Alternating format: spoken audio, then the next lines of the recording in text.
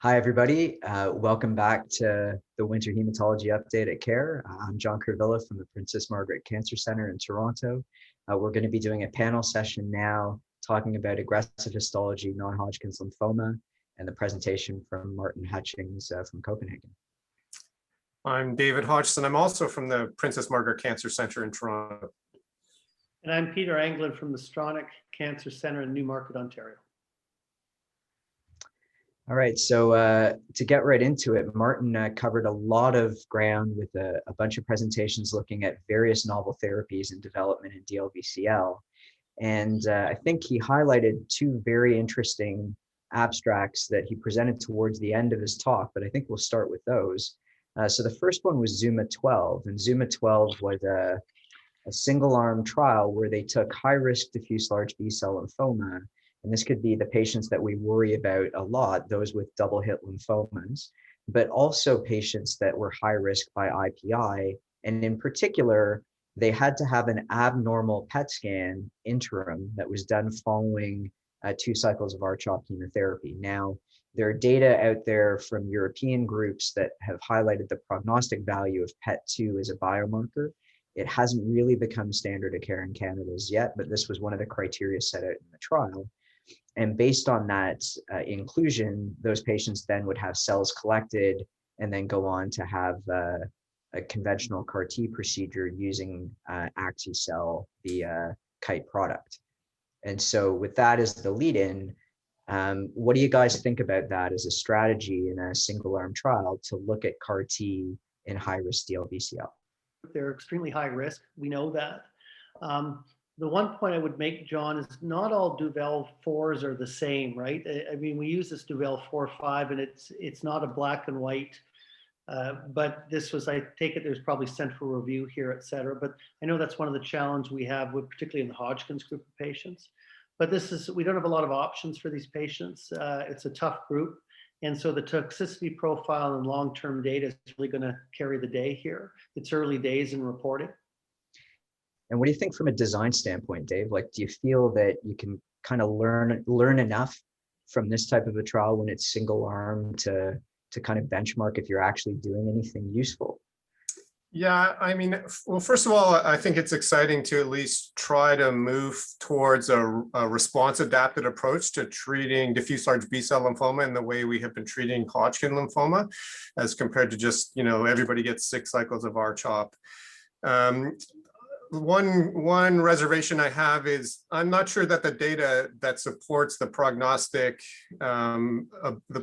value of an interim PET scan for diffuse large B-cell lymphoma is as robust as it is for Hodgkin lymphoma. But you got to start somewhere, and so I think in terms of creating like some baseline understanding about how are these patients doing, then you can move forward with that in other response adaptive trials, with sort of like some Bayesian designs that try to utilize interim response to tailor the intensity of the treatment as a way of thinking about treating the disease. I think it's quite exciting. Yeah. So I think it was a question that needed to be asked. I think the challenge is going to be interpretation, because what the data showed at this point was that, again, as a response rate, you were able to convert the majority of those patients into CR. So the CR rate was about 75%. And with early follow-up under a year, certainly nothing like median PFS or median overall survival has been reached. And from a toxicity standpoint, again, neurotoxicity is still the main concern with the Kite product, and it was present but manageable, not at high rates. The cytokine release syndrome toxicities were very manageable and not at significant rates. So from a safety and feasibility perspective, I think they checked the bar or checked the box. The interesting thing was actually when you look at some of the biologic assays, so T cells that are collected from patients earlier in their lymphoma course are fitter, and there's reason to believe that maybe these are going to be more effective longer term against tumor in terms of providing disease control. But for me, the big struggle here is if the PFS looks good, and Dave has already mentioned, how do we interpret this population that's PET2 positive? How good would they do in comparison? I don't know that we have a good feel to better understand this, and I certainly don't know what the comfort level will be like in saying, does someone want to do a randomized trial based on these data? And if you have to wait a couple years to do it, other things, maybe bispecific antibodies as an example, may be the other things that sweep in there and may change the field a little more quickly. With that as an introduction, Martin also touched base on two very interesting bispecific antibodies. The first of which was Epcoridomab. So this is a CD3, CD20 bispecific that's from this company called Genmab. And this was the initial dose escalation. And maybe the unique thing about this bispecific antibody is that it can be delivered subcutaneously. So there may be advantage to us in the daycare as we get more experience with these drugs to be able to watch these patients in a, not receiving IV therapy. It might happen a little more quickly. And if the toxicity may be mitigated, as we've seen with subcutaneous administration of other antibodies, this may be a good way to get this, not from the quaternary care cancer center, but more into a community practice where ultimately more people need to be treated when we understand how to use these drugs. So the good news was in this patient population, the toxicity looked pretty good. I'll just highlight that the cytokine release syndrome data showed grade 1 or grade 2 in about 50% of patients, the majority being grade 1, which would be typically things like fever. And so hopefully with modification, understanding how to preempt some of that toxicity, it might be more feasible ultimately moving forward. The activity was certainly there, as you see overall response rates. Not a lot of time to event data that's available yet, though the majority were in remission at 6 months. So tell me what you think there, Peter. So, working in a pretty big cancer program, but not doing a lot of early phase drug development there, what do you see are maybe some of the challenges as we see these exciting data with bispecifics and the potential to bring them more into everyday practice, probably in the not too distant future? Access and logistics, John. One-time CAR T, ongoing continuous therapy with the bites. The initial treatments require more surveillance, occasional admissions. You mentioned the sub-Q administration attenuates some of the side effect profiles. Is CAR T, just bringing it up, is CAR T and bites going to be that different? And then we're talking about allogeneic versus autologous CAR T. So right now, John, is a large community site who refers to a quaternary site, Princess Margaret Hospital. I'm still trying to sort out where does CAR T fit in for the relapsed diffuse large B-cell lymphoma patients. And so it's really exciting to see this stuff being used earlier and hearing this data. But right now I'm trying to figure out how to use CAR T and who should I be referring in that patient population a little bit.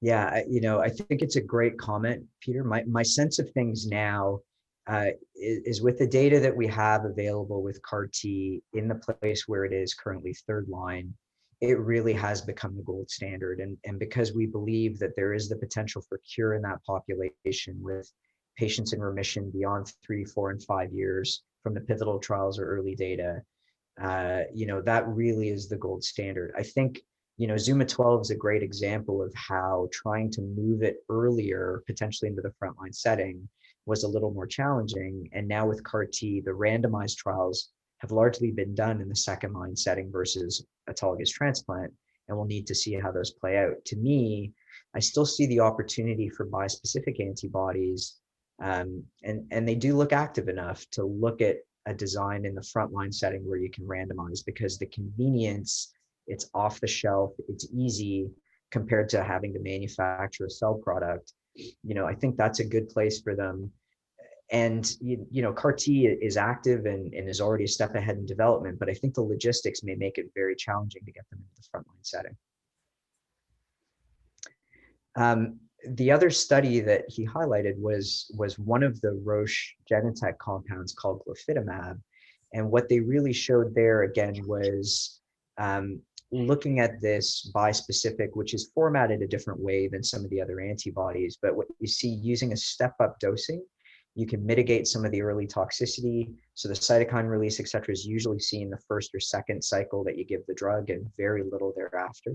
That might be another way that these drugs roll out. Might be you could first receive treatments at a bigger program with more experience, and then, maybe more therapy could be transitioned to the community if these drugs ultimately get approved and have a place in the landscape, or the mitigation strategies will sort themselves out. And so, I see here, we're going to see a few more presentations, I think, over the next couple of years with these agents as they struggle to ultimately find the right regimen, combination, and venue to move them into randomized trials. The other thing I think that Martin spent a lot of time talking about, looked at also a variety of novel agents that are now coming into combinations in diffuse large cell lymphoma. And so, maybe this is a place that we can kind of think about the landscape for us. And so, firstly, why don't we talk about that patient that, is maybe older and not transplant eligible, or is, medically unfit due to comorbidity, performance status, what have you. How have you guys been looking to manage those patients in practice, and where do you see, what are the unmet needs for us there, and how do you think some of the data that Martin showed may help us potentially?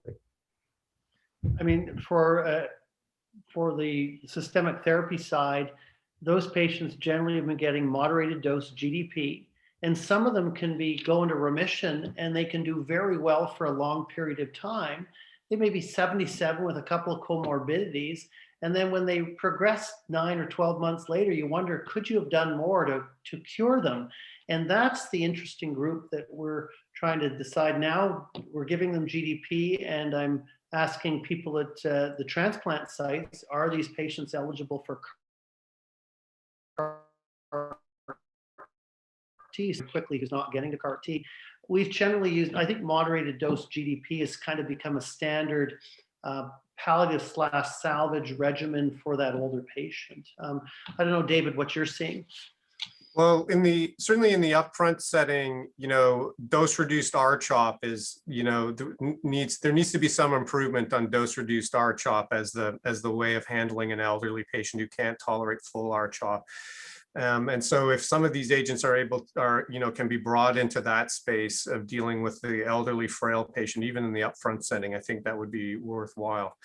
And then just to reiterate what you guys have already said, I do find that, I mean, admittedly, it's early days and we're still learning, but the logistics of CAR T is still quite challenging. And if there were simpler, more straightforward approaches to managing patients who seem to need an extra boost as compared to standard therapy, and saving CAR T in the back pocket for later, that would make, to me, a lot of sense, because the logistical challenges and the resource challenges of sending patients for CAR T.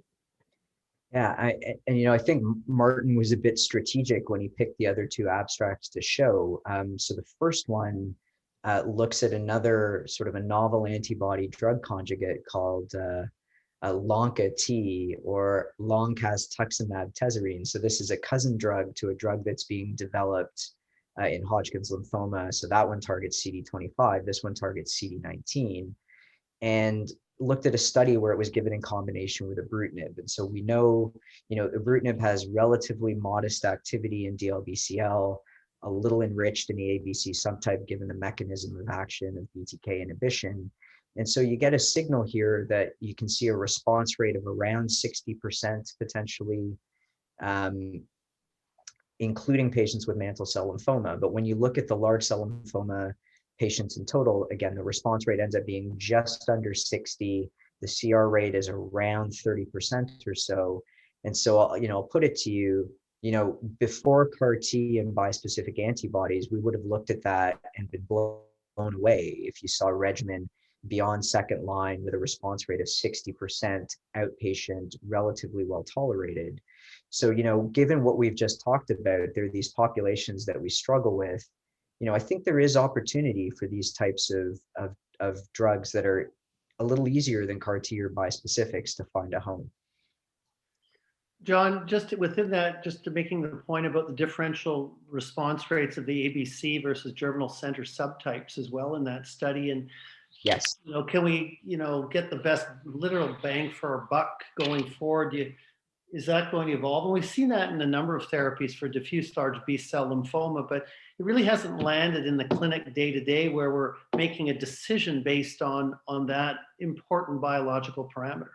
Yeah, I mean, David had made a good point when we were speaking earlier around the challenges in doing clinical trials in these populations, particularly with novel agents, as you start to bucket patients into smaller and smaller groups. But, to your point, some of these regimens, and again, the other one Martin showed was this one called Viper from the NCI. It's venetoclax, ibrutinib, prednisone, obinutuzumab, lenalidomide. So you can Very, imagine, very expensive. yeah, you can imagine trying to get that in Canada, right? But again, both regimens biologically should work in ABC subtype preferentially. That's what the data appear to suggest. And you also get the sense that, who is the patient population that we struggle with? Older patients. Older patients are enriched with ABC subtype. We know that happens over time based on the biology of the lymphoma. And you start to wonder if the discrete trials that need to be done need to focus on those specific patient populations. We talked about older Hodgkin's being a unique challenge. I would argue we have exactly the same problem in DLBCL. It's just the age cutoff is now a little higher.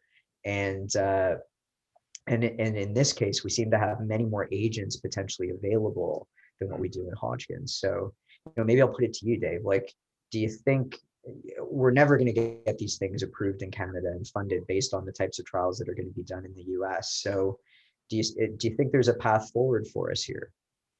I mean, I do think we're going to start to have to be more innovative in, creating bigger, platform trials that are simultaneously testing, multiple combinations, quickly knocking out the ones that are, not the winners and proceeding to randomize people preferentially to the ones that are showing promise. So I think we're going to have to, create a trials infrastructure that can cope with that and work with regulators. The FDA, for example, is increasingly getting interested in accepting, Bayesian trial designs. So, it's just going to have to come to pass that testing one drug at a time with, added to the standard chemotherapy regimen is just not going to work fast enough for our patients. And maybe I'll go to you now for a sec, Peter. So in that population that is either, post-CAR failure, not CAR eligible, that, wasn't a transplant candidate or no longer is, if you don't have clinical trials to turn to, these days, what sort of things are you maybe trying to get for your patients? Because the funding certainly is exceedingly limited in terms of what novel things you may be able to access through CC. In older days, we still gave them single agent VP16 etoposide. I still do that occasionally. Lenalidomide was available under Celgene. Under BMS, it's not available anymore. I think the decision has been made not to at least commercially pursue it in Canada, so that cut that access program back. And that's sort of the three that I go to, sort of moderated GDP. It had been lenalidomide, some oral VP16. Any ibrutinib, Peter? Yeah, I've looked at that now with access. It's a matter of getting access to it again, and that's something we're looking at in aggressive histology lymphoma. I've yet to do that myself. I don't know if anyone's gotten access to that yet. Have you, John, gotten ibrutinib for relapse? I haven't, but I know colleagues that have, and I think the circumstance that maybe people are even a little more interested in is if there's CNS involvement. Yeah. Again, because of the tolerability, it might be something that may be more preferable. And that just reflects the dynamic of access to drugs in the clinic. Every week it changes, and we have to ask all the time, can I get this? How do we do it? And the importance of the reimbursement coordinators. So any final thoughts, guys? Again, I think Martin, hit some of the key highlights in terms of the data that he wanted to show. I think, we're lucky again, as Peter's mentioned, there's a variety of novel drugs that are really pushing the bar forward in the treatment of aggressive histology lymphoma as well. And so, it was a really nice review, I think. Yeah. Comments? I have a question for you guys. When you're looking at these single arm studies of, relapsed or multiply relapsed, what overall response rate, makes your eyes light up, and what response rate says, yeah, I can get that with some, rituximab retreatment or something, What are you looking for? I have to admit, the old answer would have been, people would have been happy with a response rate to a single agent of about 20%. I think now I would say to an oral single agent, I'd be pretty happy still to build something that had something with a response rate upwards of 30%. When you look at the problem is we make these comparisons with combinations like Pola-BR where the response rate's like 70%, it's a triplet, or with tafasitamab lenalidomide, where again the combination response rates 60-70% as well, and CAR T is admittedly a monotherapy, but it's a big gun, right? So I think it has to be a little dependent on the type of agent you're developing, but my old teaching of 20% is good enough to move the bar in DLBCL. I think that ship has sailed. And I work in the solid tumor world as well, a little bit, David. And so my threshold is lower. I think 20%.